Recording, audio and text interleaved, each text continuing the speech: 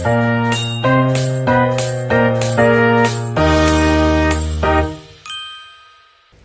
semua, perkenalkan nama saya Latifa Aprilia Dewanti dengan NIM 071182530011 dari Program Studi Administrasi Publik.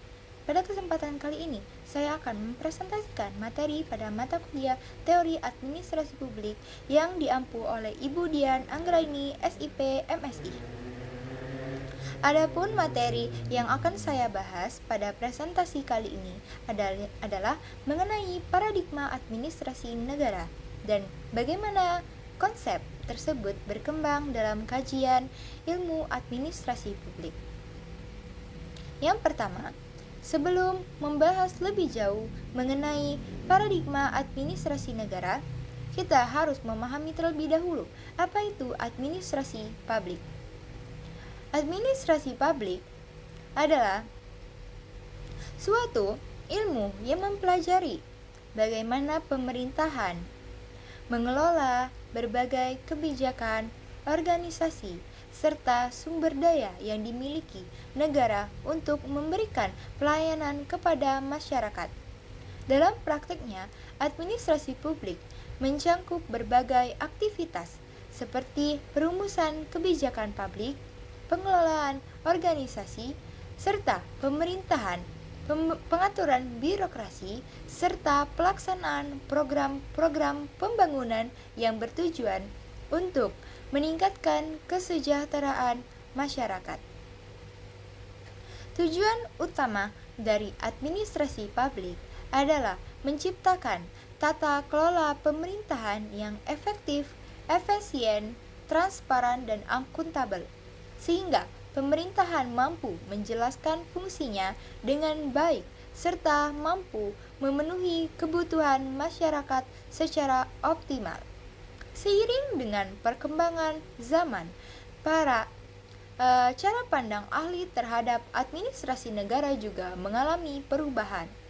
Perubahan cara pandang inilah yang kemudian dikenal dengan istilah paradigma administrasi negara. Paradigma dapat diartikan sebagai kerangka berpikir adalah cara pandang yang digunakan untuk memahami suatu ilmu pengetahuan dalam konteks administrasi negara. Paradigma digunakan untuk menjelaskan bagaimana para ahli memahami peran pemerintahan, fungsi birokrasi, serta hubungan antara negara dan masyarakat dalam proses penyelenggaraan pemerintahan. Perubahan paradigma dalam administrasi negara juga terjadi karena adanya perkembangan ilmu pengetahuan, perubahan kondisi dalam politik, serta meningkatkan tuntutan masyarakat terhadap kualitas pelayanan publik. Salah satu tokoh yang menjelaskan perkembangan paradigma administrasi negara adalah Nicholas Henry. Ia menjelaskan bahwa administrasi negara mengalami beberapa tahapan perkembangan paradigma yang menggambarkan perubahan fokus kajian dalam bidang administrasi publik. Paradigma yang pertama adalah paradigma dikotomi politik dan administrasi. Paradigma ini berkembang pada abad ke-19 hingga abad ke-20. Dalam paradigma ini juga menjelaskan bahwa politik dan administrasi harus dipisahkan secara tegas. Politik berperan dalam menentukan kebijakan publik, sehingga administrasi bertugas melaksanakan kebijakan tersebut secara profesional. Tokoh yang sering dikaitkan dengan gagasan ini adalah Woodrow Wilson, yang menyatakan bahwa administrasi publik harus dipelajari secara ilmiah agar pemerintahan dapat berjalan secara efektif. Tujuan dari pemerintahan antara politik dan administrasi ini adalah agar birokrasi dapat berkembang secara netral, profesional, dan tidak dipengaruhi oleh kepentingan politik tertentu. Namun, praktiknya pemisahan antara politik dan administrasi tidak berjalan secara sempurna, karena dalam kenyataan, proses administrasi sering kali berkaitan dengan erat dengan proses politik paradigmanya. Dan paradigma yang kedua yaitu prinsip-prinsip administrasi. Pada tahap ini, para ahli berusaha menemukan prinsip umum yang dapat digunakan dalam pengelolaan organisasi pemerintahan. Prinsip tersebut diharapkan dapat meningkatkan efisiensi dan efektivitas dalam organisasi birokrasi.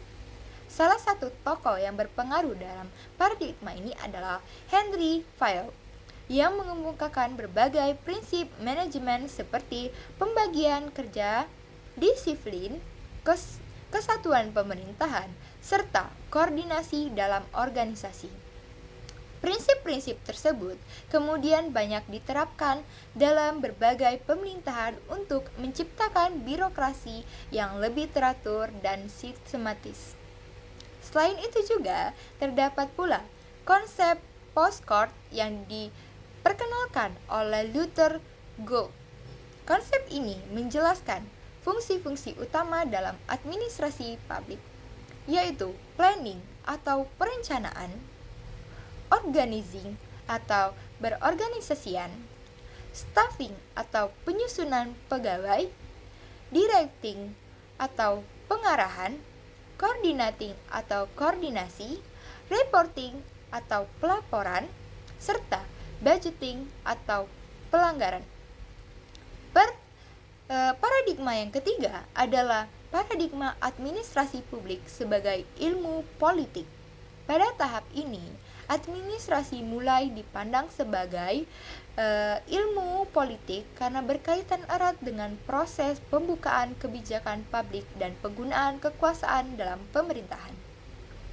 Dalam paradigma ini, fokus kajian administrasi publik tidak hanya pada struktur organisasi birokrasi, tetapi juga pada bagaimana kebijakan publik dirumuskan dan bagaimana keputusan diambil, serta bagaimana kebijakan tersebut dilaksanakan dalam sistem pemerintahan.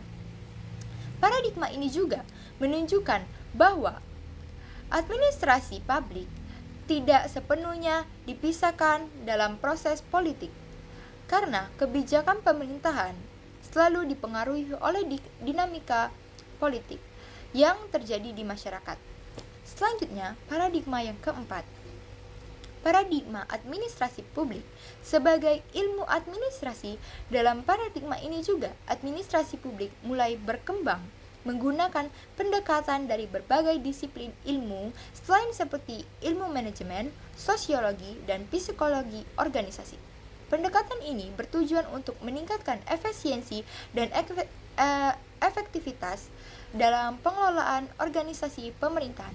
Melalui pendekatan ini juga, para ahli administrasi publik mulai mempelajari berbagai hal seperti perilaku organisasi, kepemimpinan, pengambilan keputusan, serta pengelolaan sumber daya manusia dalam birokrasi.